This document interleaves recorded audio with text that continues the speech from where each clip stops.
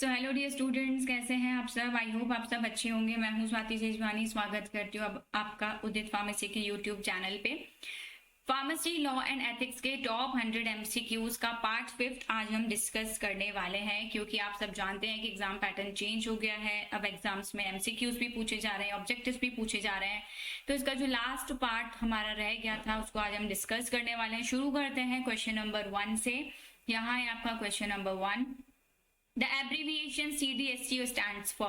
ये जो CDSCO है इसका फुल फॉर्म आपको यहाँ पे बताना है। तो ऑप्शंस हैं clinical drug study council organisation, central drug standard control organisation, central drug schedule control office, council for drug safety control organisation. तो आप सबको पता है CDSCO का फुल फॉर्म होता है central drug standard control organisation, जो कि रेगुलेटरी अथॉरिटी है हमारी इंडिया की, जो कि हमारे ड्रग्स कॉस्मेटिक्स के लिए अप्रूवल देती है, क्लिनिकल ट्रायल्स के लिए हमें अप्रूवल प्रोवाइड करती है। आ जाते हैं हमारे नेक्स्ट क्वेश्चन पे। नेक्स्ट हमारा क्वेश्चन है schedule C and C1 mainly includes. जो शेड्यूल C है, C1 है, उसमें मेनली क्या आता है? एंटीबायोटिक्स आते हैं, बायोलॉजिकल प्रोडक्ट्स आते हैं, एंटीहिस्टामिन्स आते हैं, कॉस्मेटिक्स आते हैं। तो शेड्यूल C और C1 जो है उसमें आते हैं बायोलॉजिकल प्रोडक्ट्स और स्पेशल प्रोडक्ट्स। ठीक है, तो राइट आंसर हो गया ऑप्शन नंबर बी। नेक्स्ट आते हैं क्वेश्चन 3 पे। Which document is issued to a pharmacist after registration. Registration के बाद फार्मासिस्ट को कौन सा डॉक्यूमेंट इशू करा जाता है? DPCO सर्टिफिकेट दिया जाता है, GMP सर्टिफिकेट दिया जाता है, रजिस्ट्रेशन सर्टिफिकेट दिया जाता है, या फिर NDA सर्टिफिकेट दिया जाता है? तो ये तो बिल्कुल कॉमन सेंस वाला क्वेश्चन है जो आप सबको पता होगा कि जब हम हमारा कंप्लीट करते हैं फार्मासिस्ट का कोर्स तो जो डॉक्यूमेंट हमको मिलता है वो हमें मिलता है हमारा रजिस्ट्रेशन सर्टिफिकेशन, है ना। क्वेश्चन 4 में आते हैं। शेड्यूल J से रिलेटेड क्वेश्चन है। Schedule J list. Schedule J में क्या क्या आता है? ऑप्शन है हैबिट फॉर्मिंग ड्रग्स आती हैं, ऐसी डिजीजेस आती हैं जिसको भी आप कभी क्लेम नहीं कर सकते कि हाँ ये ठीक हो सकती हैं, पॉइजनस ड्रग्स आती हैं, होम्योपैथिक प्रिपरेशंस आती हैं। तो शेड्यूल J में आती हैं ऐसी डिजीजेस जिनका अभी तक पूरा क्योर अवेलेबल नहीं है। Diseases can not be claim to be cure. ठीक है, तो राइट आंसर हो गया इसका भी ऑप्शन नंबर बी, क्वेश्चन 4 का। आगे आते हैं क्वेश्चन 5 पे। Who has the power to cancel a pharmacist registration. इनमें से किसके पास पावर होता है कि फार्मासिस्ट का रजिस्ट्रेशन कैंसिल कर सकते हैं? DCGI के पास होता है, स्टेट फार्मेसी काउंसिल के पास होता है, NPP के पास होता है, या फिर CDSCO के पास होता है? तो स्टेट फार्मेसी काउंसिल के पास जो है पावर होता है कि वो फार्मासिस्ट का रजिस्ट्रेशन कैंसिल कर सकता है। नेक्स्ट आते हैं क्वेश्चन 3 पे, सॉरी क्वेश्चन 6 पे। The abbreviation NPPA stands for. NPPA जो एब्रीविएशन है शॉर्ट फॉर्म है, इसका फुल फॉर्म क्या है? National pharmacy policy authority, national pharmaceutical pricing authority, national pharmaceutical policy association, national pharmacology pricing authority. तो NPPA का फुल फॉर्म होता है national pharmaceutical pricing authority. Option B correct answer है इसका। क्वेश्चन 7 पे आते हैं हम। The pharmacopoeia commission of India is responsible for. जो फार्माकोपिया कमीशन है वो किस चीज के लिए रिस्पॉन्सिबल होती है? ड्रग प्राइस कंट्रोल के लिए, मेडिसिन के इंपोर्ट के लिए, ड्रग का स्टैंडर्ड सेट करने के लिए, या फिर पेटेंट के लिए? तो ड्रग प्राइस के लिए तो DPCO है, यानी कि ड्रग प्राइस कंट्रोल ऑर्डर है। मेडिसिन इंपोर्ट एक्सपोर्ट इन सब के लिए हमारी रेगुलेटरी अथॉरिटीज है। पेटेंट कभी ग्रांट नहीं किया जाता कमीशन द्वारा, लेकिन ड्रग का जो स्टैंडर्ड है वो सेट किया जाता है फार्माकोपिया कमीशन द्वारा। तो right answer option number C.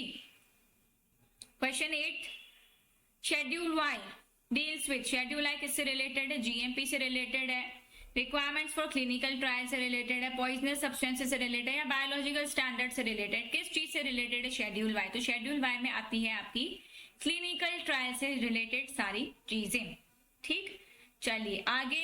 Next question number 9। The term habit forming drug is used for substances. अब ये जो टर्म है हैबिट फॉर्मिंग ड्रग, ये किस चीज के लिए यूज होता है? शेड्यूल H के लिए, शेड्यूल X के लिए, शेड्यूल K के लिए, या शेड्यूल F के लिए? इसको मैंने कई बार आपको पढ़ाया है। तो हैबिट फॉर्मिंग ड्रग्स जो है वो आती है शेड्यूल X में, इसीलिए इन्हें प्रिस्क्रिप्शन रिस्ट्रिक्टेड ड्रग्स भी कहते हैं कि जो बिना प्रिस्क्रिप्शन के नहीं दी जाती हैं। Next question 10। Pharmacy act came into force. Pharmacy act कब आया? 1947 में, 1948 में, 1950 में, या फिर 1954 में? तो फार्मेसी एक्ट हमारा आया है 1948 में। Option B is the correct answer. Next move करते हैं क्वेश्चन 11 पे। The first chairman of PCI, pharmacy council of India के फर्स्ट चेयरमैन कौन थे? एच.के. सेन थे, एम.एल. श्रॉफ थे, बी.एस. रामास्वामी थे या वी.एस. सुब्रमण्यम थे? ठीक है, तो इसके फर्स्ट चेयरमैन थे वो थे एम.एल. श्रॉफ। ठीक, नेक्स्ट क्वेश्चन, क्वेश्चन नंबर 12 पे अब हम लोग आ जाते हैं। ये है शेड्यूल जी से रिलेटेड।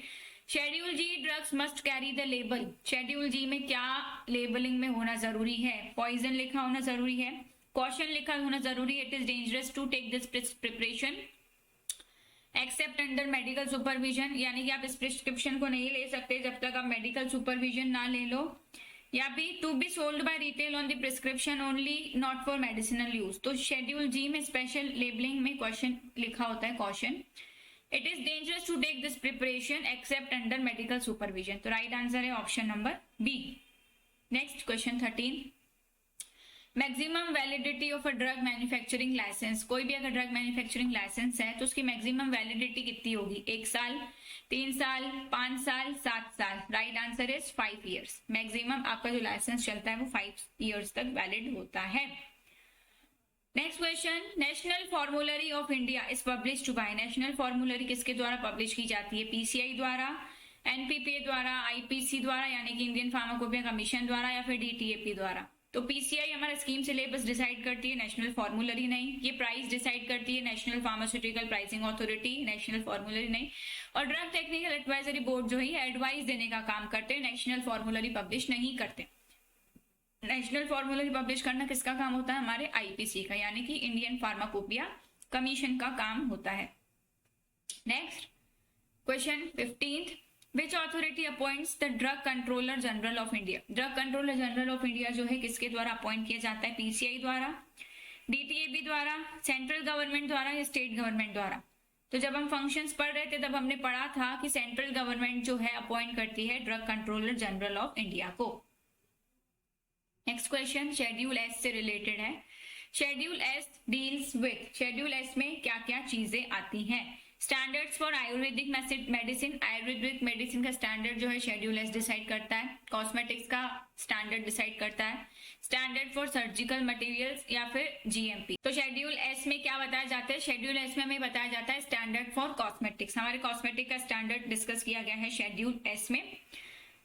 नेक्स्ट आते हैं हम क्वेश्चन 17 पे, who is the current controlling authority of pharmacy education in India. हमारी जो फार्मेसी एजुकेशन है इंडिया की, उसकी करंट कंट्रोलिंग अथॉरिटी कौन है? डीसीजीआई है, पीसीआई है, एनपीपी है या सीडीएसयू है? तो पीसीआई जो है हमारी करंट प्रेजेंट की कंट्रोलिंग अथॉरिटी है। नेक्स्ट आ जाता है schedule N.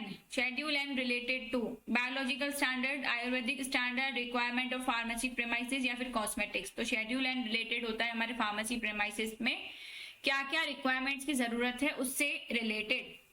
Next question 19, who is the ex officio president of the PCI.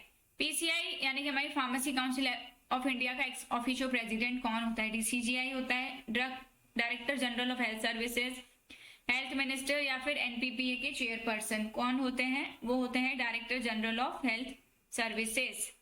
Next है, who is the ex officio president of pharmacy council of India. यही वाला क्वेश्चन वापस repeat हो गया है, ठीक है। तो एक्स ऑफिशियो प्रेसिडेंट जो होते हैं वो होते हैं हमारे director general of health services. आज के लिए इतना ही। यहाँ पे हमारे टॉप 100 क्वेश्चन की जो सीरीज है वो कंप्लीट होती है।